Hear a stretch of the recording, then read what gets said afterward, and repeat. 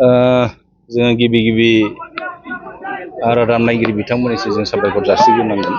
दिनै जोङो धेमाजि जिल्ला खौसेथि बर' सुबुं आफादा गिबि खेब जि इन्टार आनसलिक फुटबल जि कम्पिटिसन आन्डार 15 15 बोसोर बैसोनि जि गथ'फोरखौ लानानै बा गेलेगिरि बिथांमोनखौ लानानै दिनै जोङो धेमाजि जिल्ला खौसेथि बर' सुबुं आफादा गिबि खेब जोङो बेखौ होनाय जादों। जों बेखौ बोसोरफ्रोमबो लांनायनि मोनसे सिन्था खालामदों।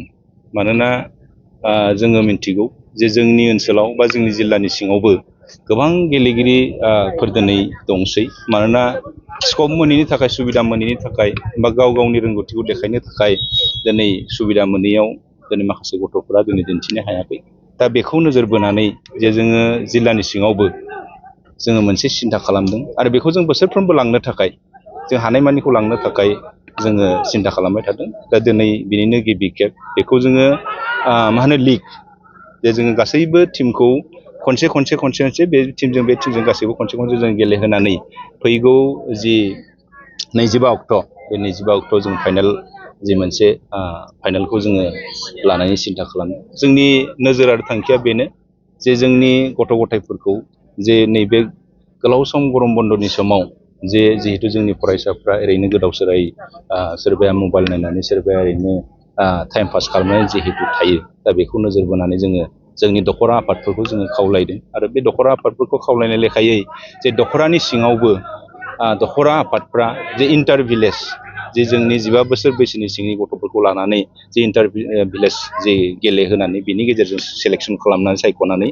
बिथांमोना दिनै नैबे जोंनि जिल्ला जि खौसेथि बर' सुबुं आफादनि बानजायनाय जि कम्पिटिसन, बेहाय बिथांमोना दिनै बाहागो लाफैदों। आरो बेवहाय गासै मोन 7 दख'रानि जि गेलेगिरि बिथांमोना बेवहाय बाहागो लागोन। दिनै गिबि खेब जे जोंनि सानजारि खौसेथि बर' सुबुं आफादनि टिम मोनसे आरो गेजेर जनाय दख'रा खौसेथि बर' सुबुं आफादनि टिम मोनसे बेखौ दिनै गेलेदों। बिनि उनाव सिलाफोथार आरो सोनाब, दा बिथांमोना गेलेगोन। बिनि उनाव आरो गेजेर जनाय आरो सोनाब सानजारि बिथिं गेलेगोन। दा बेखौ जिहेतु लिग आरो लिग होआबा जिहेतु गेमाबो एसे थाब जोबनानै थाङो। हयथ' पारफरमेन्सखौ जा जोंनि गेलेगिरि गथ'फोरनि जि पारफरमेन्सखौ जों हयथ' नुजोबाबो जानो हागौ। दा बेनिखायनो जोङो बिसोरनि जि प्रतिभा जि पारफरमेन्स, बेखौ नायनो थाखाय जोङो दिनै लादों। आरो बेनो मिजिङाथ' जोंना बेनो जे जोंनि ओनसोलनिफ्रायबो मोजां गथ'फोर ओंखारनांगौ। हयथ' फुटबलनिल' खोथा नङा,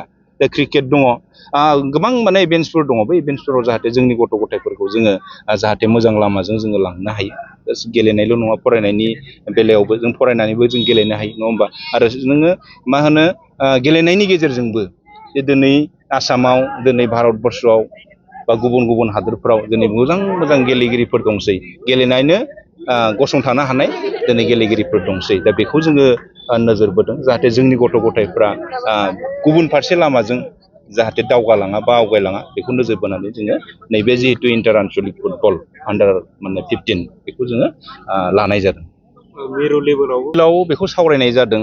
जोंहा मिरु लेभेल होनोबा जों भलिबलखौ कन्टिनिउ जोङो कनफारेन्सआव जिहेतु जिल्ला लेभेलनिफ्राय लांनानै जों गेलेहैयो। थेवब्लाबो जोङो थांनाय बाराव जोङो जिल्ला हिसाबै गिबि खेब जोङो भलिबलखौबो जों लादों, फुटबलखौबो जों लांबाय थागोन, भलिबलखौबो जिल्ला आफाद हिसाबै जोङो लांबाय थागोन। हयथ' जोङो देग्लाय जिहेतु आन्डार 15 जि फुटबलखौ होबाय, बेखौ जोङो देग्लाय नायग्रोगोन। नायनायनि उनाव जुदि एसे एनै सोलाय सोल' खालामनो हायोब्ला हयथ' बेखौ इनि एसे सायाव लांनानै गेलेहोनो हायो नामा, बेखौबो जों एसे सिन्था खालामनाय जादों। आरो बेखौ जों कन्टिनिउ खालामनायनि मोनसे सिन्था लादों आरो।